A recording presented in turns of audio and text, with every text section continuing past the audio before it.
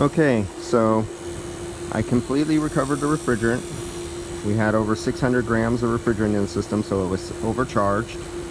And they got this garbage inside there that has peg oil. You heard my previous video of this where I called up the manufacturers at that phone number that they give down there, and they said this is PAG oil in here and it does not belong in an electric compressor, and the only way to take it out is to take the system apart and flush it. But I still had to fill it up properly with the correct amount of factory specified refrigerant so I can prove that the system at least operates good. So now that I have it properly recharged, look at the difference in the pressures and the temperatures. So it's not so great on the suction line still. It's still at 68. And we're definitely different here. We're no longer 170 anymore. And we're not 41 or anything. We're down to 39 down here. Yeah, that's it. Here's our superheat compared to before. I think it was 24 before. I don't remember, or no, subcooling. I don't remember what superheat was, and you guys can look back at the videos on that.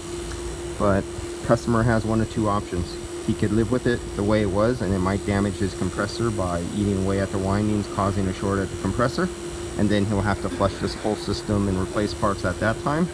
Or he does it right now, and I recover the refrigerant, and they take everything apart, flush through the condenser, flush the lines, remove the compressor, turn the compressor upside down, put a little ester oil in there a couple times, shake it around, pour it out, put it in, shake it around. What you're trying to do is you're trying to dilute down the ratio.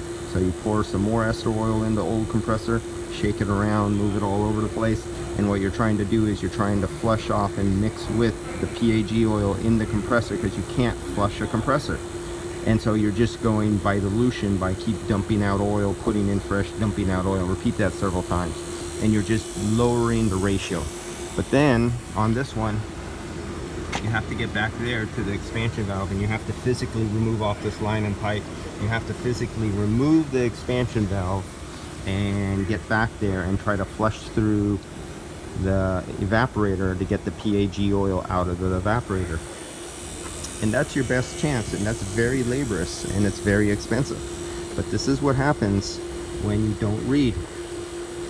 And I always say in all my videos that do not use this stuff on cars.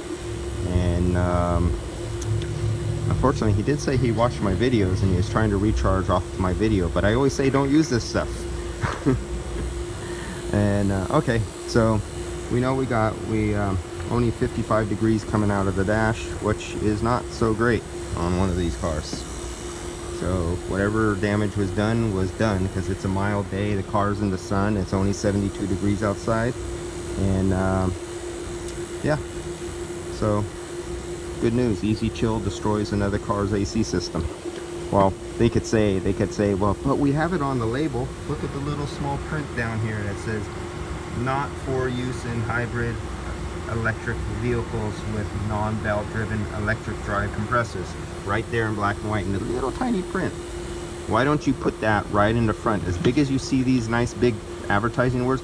Put in here, not for Prius, not for electric cars, not for hybrid, not for electric compressor. Really big words that warn people, do not use this on electric cars. And because it has 3 ounces of an additive in there, on all the small cars that only have 3 ounces of lubricant as a total fuel charge, you wouldn't want to use this anyway, even if it had PAG oil.